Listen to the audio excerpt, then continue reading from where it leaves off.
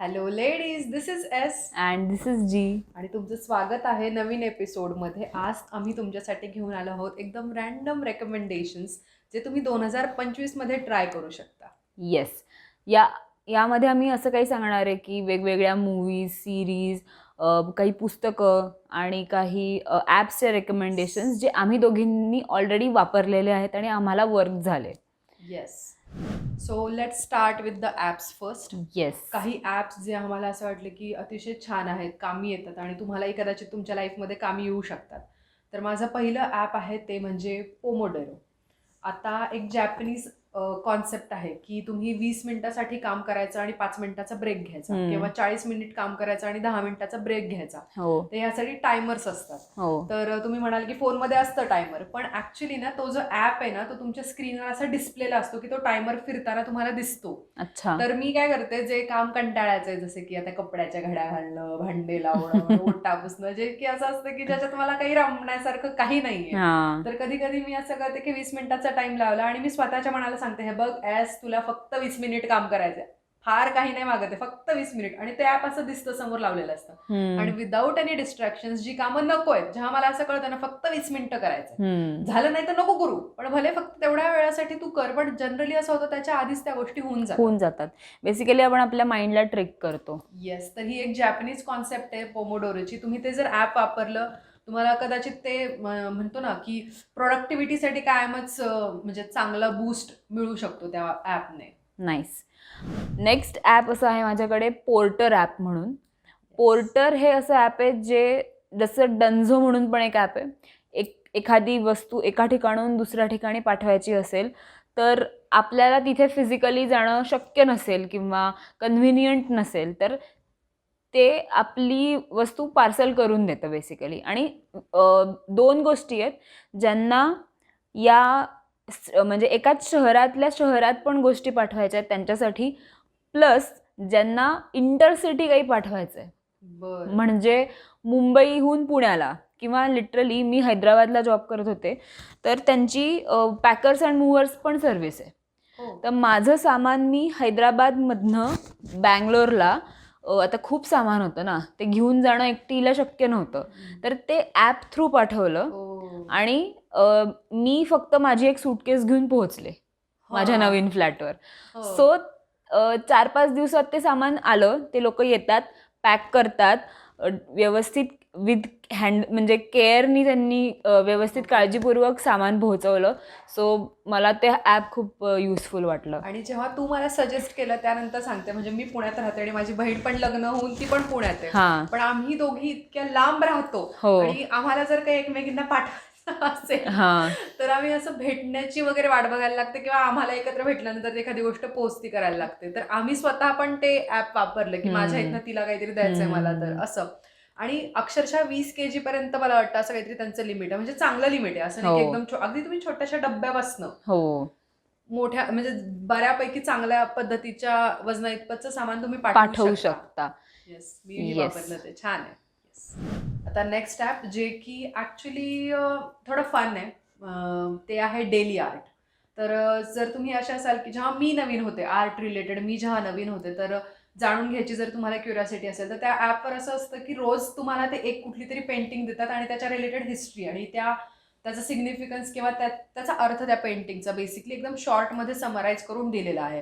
ती information already छाटून काढलेली आहे त्या ॲपमध्ये आणि एकदम फेमस पेंटिंग्स तिथे दिलेल्या आहेत. मग त्याचा म्हणजे ज्या तुम्ही पाहिलेल्या असतात, आता व्हॅन गॉग पाहिली आहे, but what does that even mean, meaning नाही कळत, तर त्याच्यामध्ये समराईज करून येतं. आणि मी काय करते, द थिंग इज की पेंटिंग खूप, म्हणजे आता तुम्ही म्हणाल इतकं समरायझेशन मध्ये काय कळतं, बट द थिंग इज, समजा मला ते छोटंसं जर इंटरेस्टिंग वाटलं तर मी काहीतरी लेंदी त्याच्यासाठी सर्च करीन इन्फॉर्मेशन. तर मला त्याच्यासाठी ते छाटायला चांगलं वाटलं. तर जर तुम्ही बिगिनर असाल तर ते छान आहे. अगदी दिवसात 5 मिनिटं तुम्ही जर वेळ देऊन त्या पेंटिंगला काय अनालिसिस जे आलंय ते वाचलं तर तुमचा टेस्ट बिल्डअप होईल, मला वाटतं. बरोबर, त्यासाठी ते छान आहे. बरोबर, नाईस. नेक्स्ट ॲप माझ्याकडे असं आहे की डिजी यात्रा म्हणून एक ॲप्लिकेशन आहे. तर तुम्ही जेव्हा केव्हा ट्रॅव्हल करताय बाय एअर, ओके, फ्लाईटने जेव्हा ट्रॅव्हल करताय तेव्हा तुमच्याकडे एक बोर्डिंग पास येतो, ईमेलवर बोर्डिंग पास येतो. तर डिजी यात्रा या ॲपमध्ये तो बोर्डिंग पास स्कॅन केला की तुम्हाला एअरपोर्टवर जो ॲक्सेस आहे ना तो क्विक मिळतो आणि तुम्हाला तुमची आयडेंटिटी प्रूफ तिथे परत द्यावं लागत नाही, कारण डीजी यात्रावर तुमचं आधार लिंक्ड असतं. सो तुमचा चेहरा फक्त त्या एका त्यांच्या मशीनवर स्कॅन होतो आणि ते डोअर ओपन होतं. लिटरली VIP ट्रीटमेंट सारखं ते.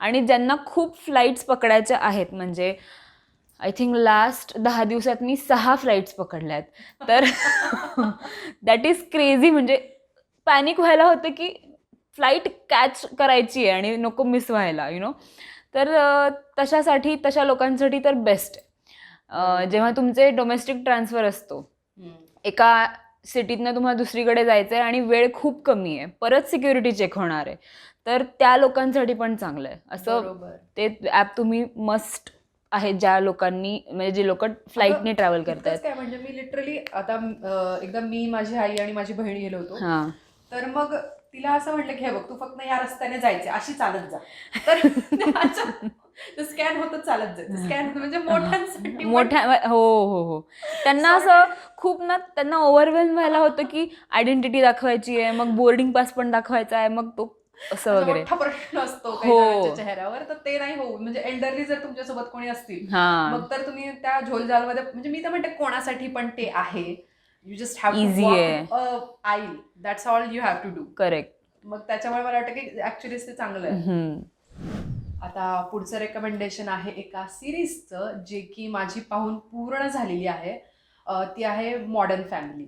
आता ही एक सिटकॉम आहे आणि त्याच्यामध्ये असं फॅमिली मेंबर्स आणि त्यांच्यामधल्या गमती जमती दाखवल्यात आणि इतकं सुंदर रायटिंग आहे, इतके सुंदर इंटरेस्टिंग कॅरेक्टर्स आहेत आणि ऍक्च्युली ना ह्युमर तर ह्युमर, पण त्याच्यामध्ये असं ना सेन्सिटिव्हिटी खूप भरलेली आहे. तुम्हाला लाईफ लेसन्स मिळतील, तुम्हाला म्हणजे you will become much more aware of anybody's problem rather. खूप असे म्हणजे डीप मध्ये पण जातात, पण मजा पण आहे. म्हणजे फारच म्हणजे कळलं का, कधी कधी इमोशन्स शिवायचे असतील तर तुम्हाला रडारडी आणि ड्रामाच लागतो असं नाहीये. कॉमेडीला धरून त्यांनी इमोशन्स असे माणसाचे शिवलेत सुंदर पद्धतीने. इतकी सुंदर सिरीज आहे आणि मला वाटतं की प्रत्येकाने पाहायला हवी. नाईस. माझी पण पेंडिंग आहे, मी पाहीन यावर्षी नक्की बघ. तुला कॅरेक्टर्स, ओ माय गॉड, प्रत्येकाला कोणी ना कोणीतरी एक तरी कॅरेक्टर असं सापडेल की ज्याच्याशी तुम्ही रिलेट व्हाल. नाईस. खूप सुंदर आहे. ओके, नेक्स्ट माझ्याकडे एक फन मूव्ही रेकमेंडेशन आहे. जर तुम्हाला तुमचं नवीन वर्ष असं थोडंसं लाईट नोटवर सुरू करायचं आहे, तर 5 ब्लाइंड डेट्स म्हणून एक मूव्ही आहे, तर ॲमेझॉन प्राईमवर तो अवेलेबल आहे. बेसिकली थोडासा मॉडर्न टच आहे त्याच्यात आणि प्लस आपल्याला रिलेट होईल, कारण एशियन फॅमिली आहे, म्हणजे चायनीज फॅमिली दाखवली आहे. सो थोडं ट्रॅडिशनल म्हणजे आई वडिलांनाच विचारून डेट जरी करत असेल तरी नंतर मग आई वडिलांच्या अप्रुव्हल, घरच्यांना माहिती असणं वगैरे, किंवा आई वडील आहेत त्या प्रोसेसमध्ये इन्क्लूड असं वगैरे. तर फन सिरीज आहे. आणि आजकाल जे असं झालंय ना खूप, की मुली खूप असं हसल करून म्हणजे त्या याच्यापासून दूर गेल्या आहेत, त्या काय म्हणतात, त्यांना एक पार्टनर हवं असण्याची नीड पण त्यांना कळत नाहीये कुठेतरी. तर त्या पण त्या विषयाला हळूच टच केलाय, plus it's very fun to watch. तर तुम्ही असं छानपैकी कोझी पजामा नाईट मध्ये वगैरे पण बघू शकता ते. आता माझ्याकडे आहे एक पुस्तकाचं रेकमेंडेशन. ते पुस्तक आहे 13 things mentally strong people never do.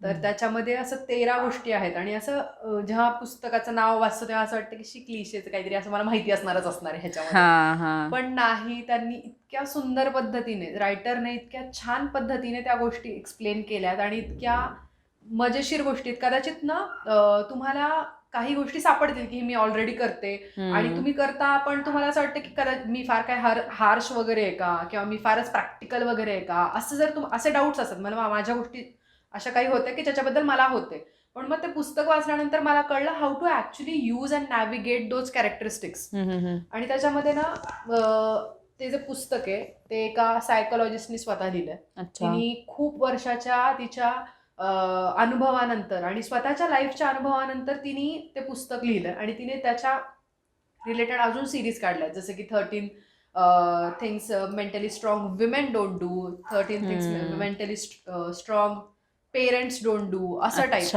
मी सिरीजच काढली. तर बेसिकली ते पुस्तक जे आहे ना ते ऍक्च्युलीच खरंच छान आहे म्हणून ते सक्सेसफुल झालं आणि त्याच्या वेगवेगळ्या सिरीज वगैरे पण निघाल्या. तर मी बऱ्यापैकी पुस्तकं यावर्षी मी फार नाही पण एक 8-9 पुस्तकं वाचू शकले. त्यातलं मला हे सगळ्यात बेस्ट वाटलं. जर तुम्हाला एक कुठलं पुस्तक पिक करायचं असेल की मी एकच वाचणार आहे 2025 मध्ये एकच पुस्तक वाचणार आहे तर मी म्हणेन तुम्ही हे पुस्तक वाचावं. नाईस. तर आमच्याकडे या काही रॅन्डम रेकमेंडेशन्स होत्या बुक, सिरीज, मूवीज आणि ॲप्सच्या. आमच्याकडे भरपूर स्नॅक्सचे पण रेकमेंडेशन्स आहेत, पण त्यासाठी आम्ही एक वेगळा व्हिडिओ करतोय कारण या एका व्हिडिओमध्ये एवढे स्नॅक्स मागवणं गरजेचं म्हणजे शक्य नाहीये. तर त्यासाठी आता एक नेक्स्ट व्हिडिओ स्नॅक्सचा पण येईल, so stay tuned. Yes. For now, let's wrap this episode. This is S signing off. And this is G over and out.